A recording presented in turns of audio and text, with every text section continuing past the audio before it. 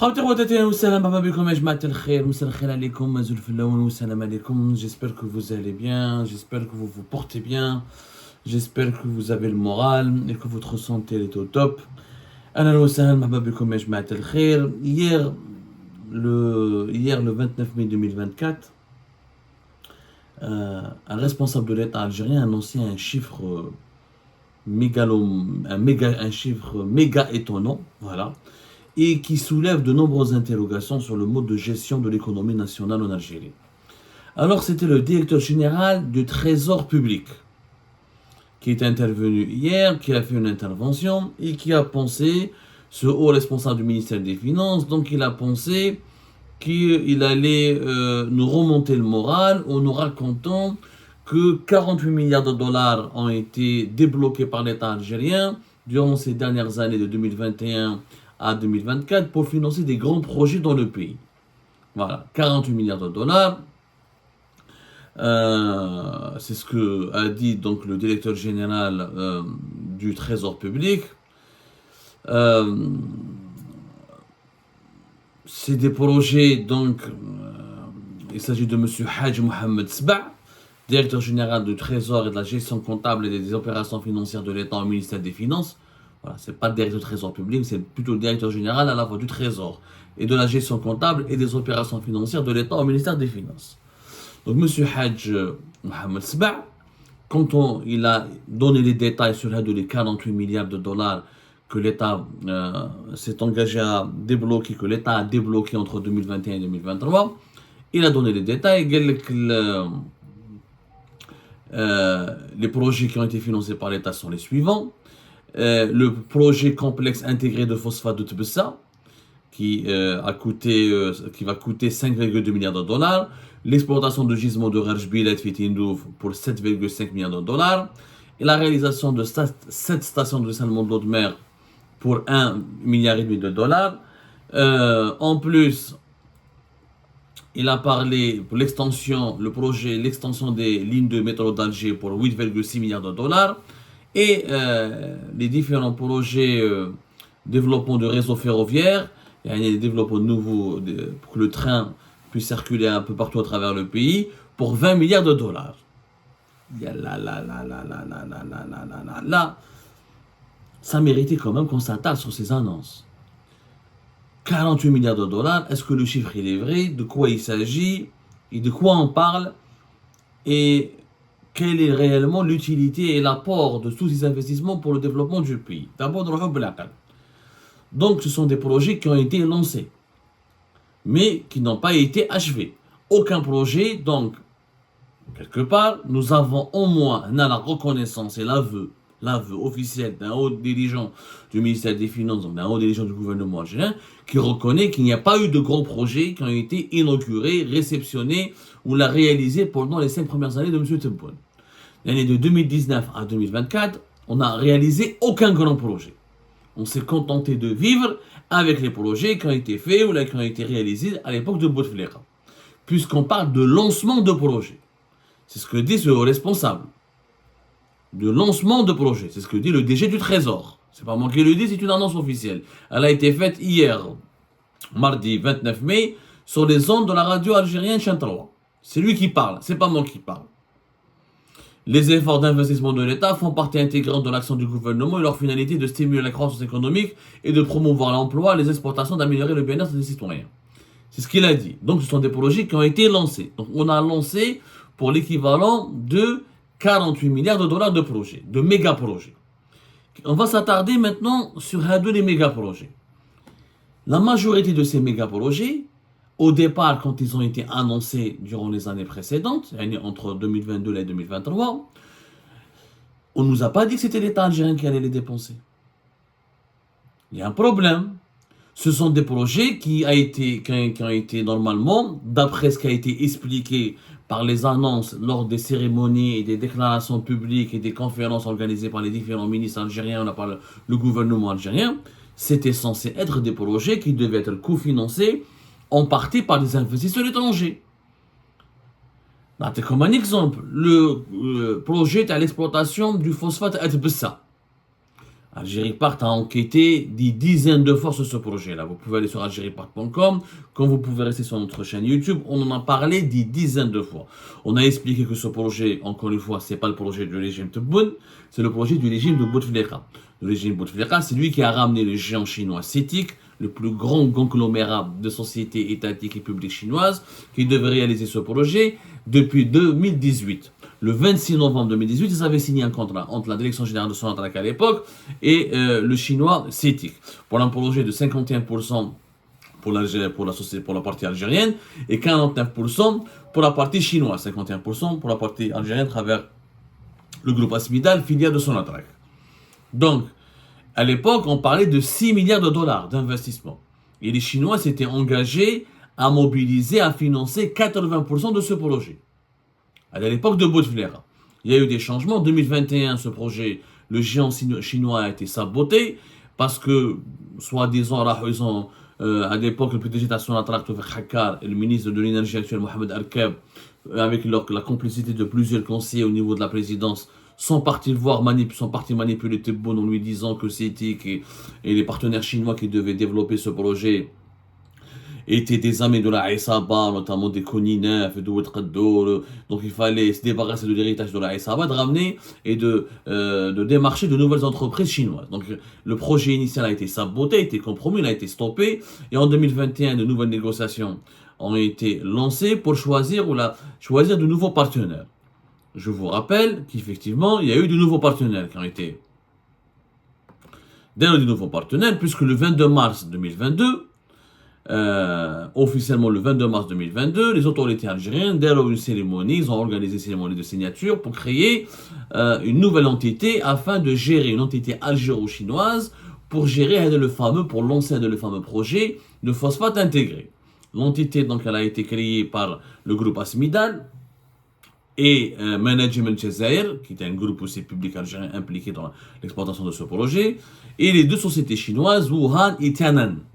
Deux sociétés totalement petites, de très petite taille, et à l'époque, le projet était passé de 6 à 7 milliards de dollars.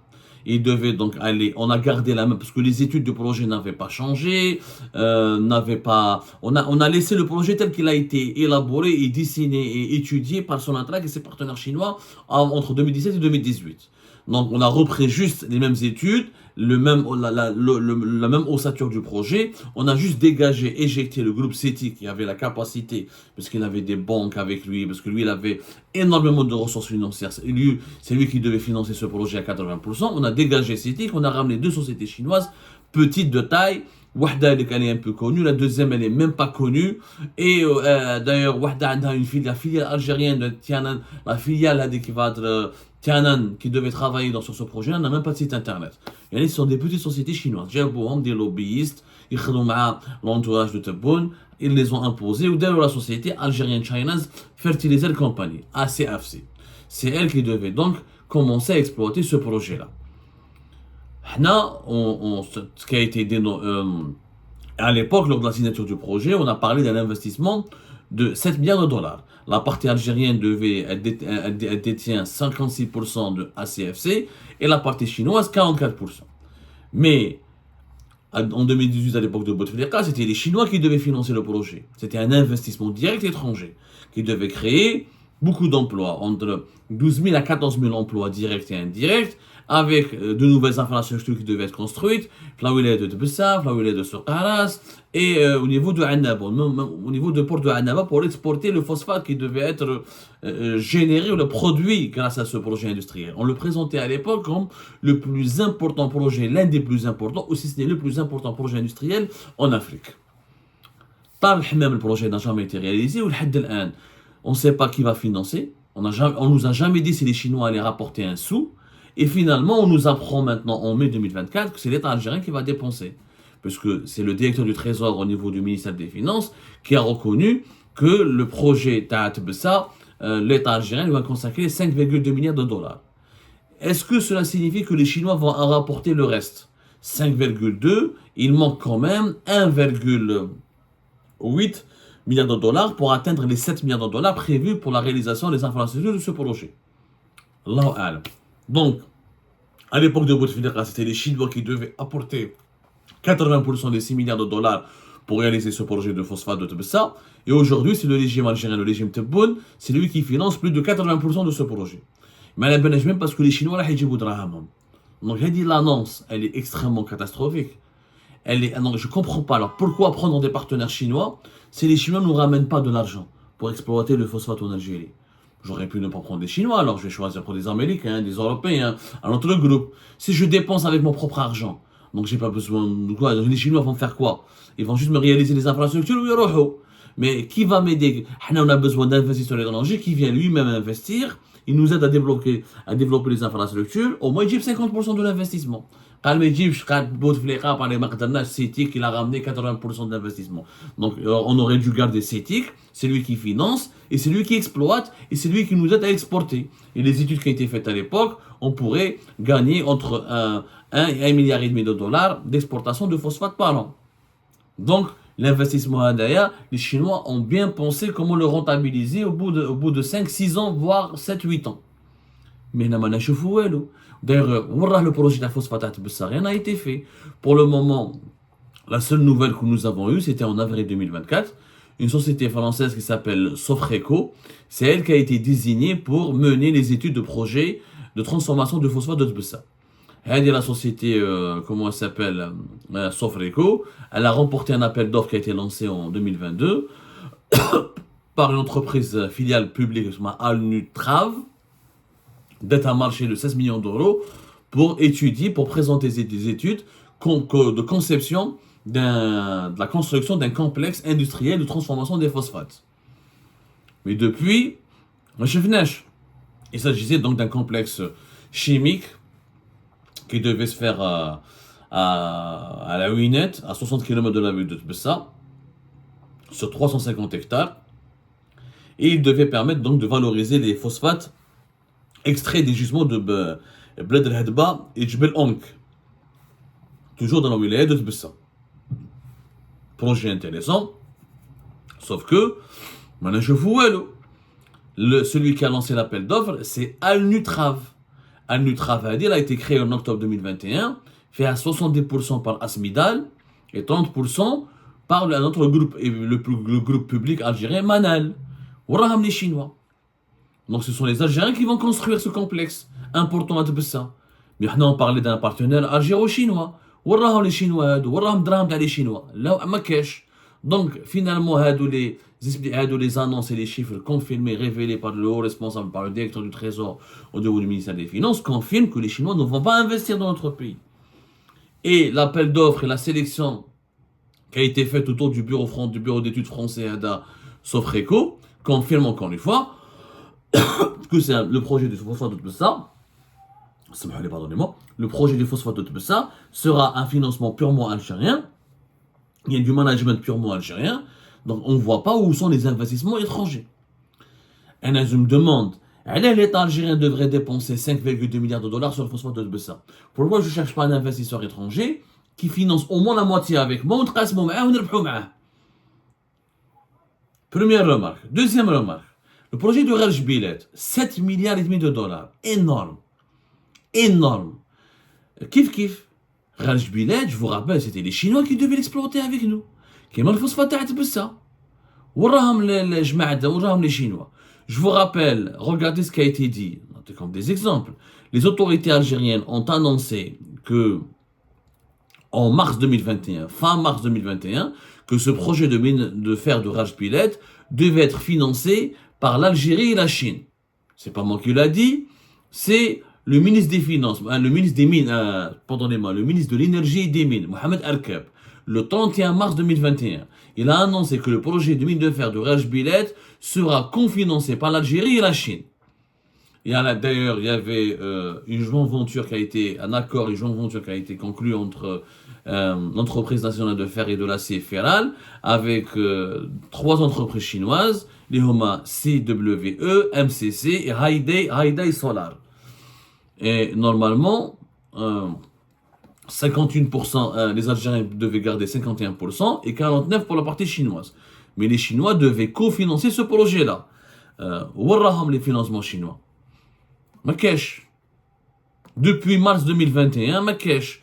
On m'a dit que le 15 septembre 2021, داروا une nouvelle annonce autour de Raj Bilet. Il y aura prochainement la signature d'une joint venture de consortium entre la partie algérienne et le consortium chinois CMH. Bedlou. Mais est-ce que c'est la même société qui a été abordée, qui a été évoquée fin mars 2021 qu'on se dirige, on va signer joint venture. Et depuis, il n'y a plus de nouvelles. Mais le Raj Bilet, des ministres le président de la République Majid Tebboune est parti récemment à Tindouf. Et on parle à Raj Bilet, on voit des camions et des engins qui bougent, mais on n'a vu aucune trace des investissements chinois et des investisseurs chinois. Donc l'Algérie va dépenser plus de 7 milliards de dollars pour exploiter à elle seule, apparemment, ce projet-là. Mais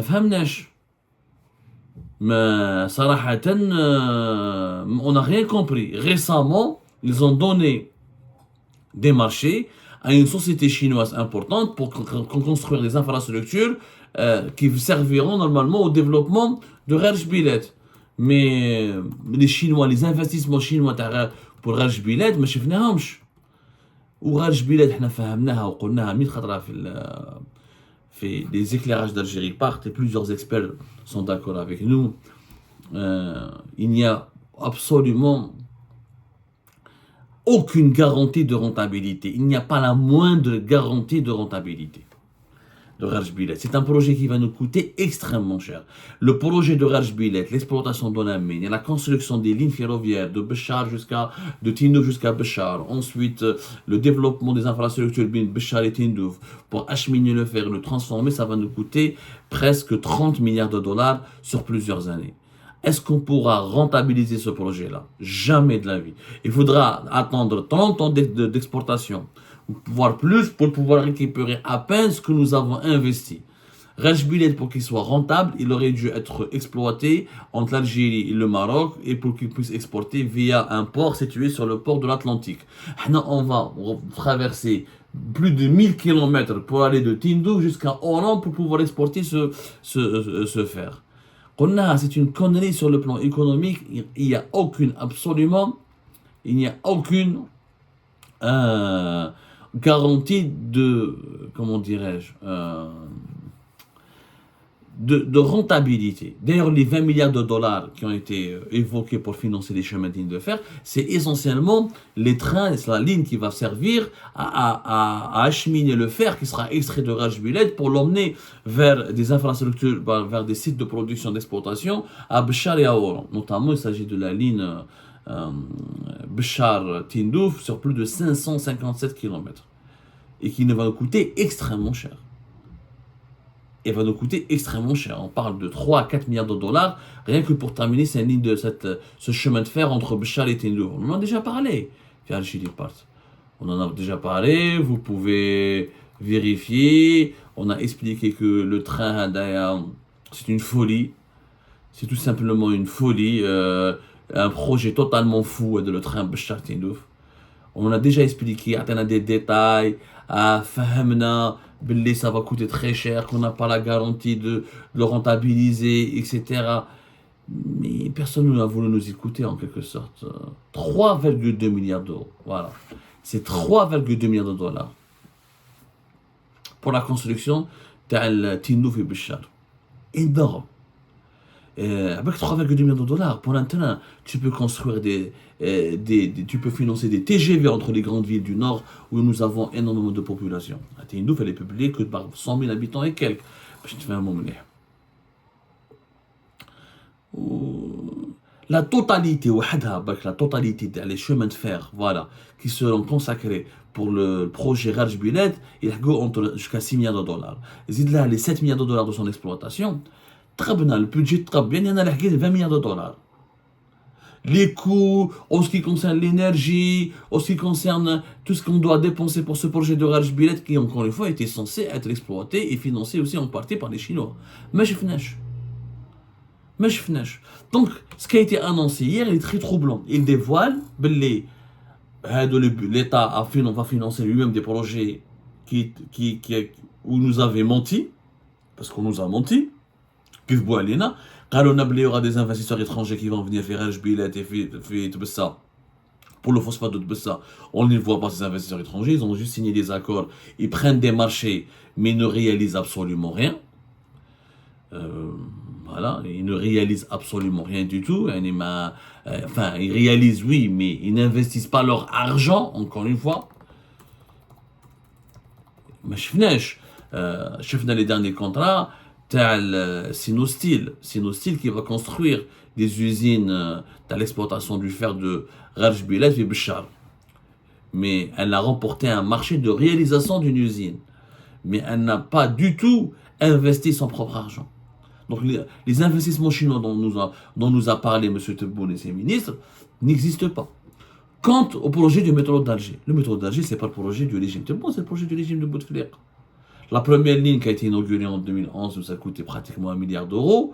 Les extensions, etc., nous ont coûté plusieurs centaines de millions d'euros. En totalité, avec les 18 km qui ont été réalisés pour le moment du métro d'Alger, on est déjà à plus de 2 milliards de dollars.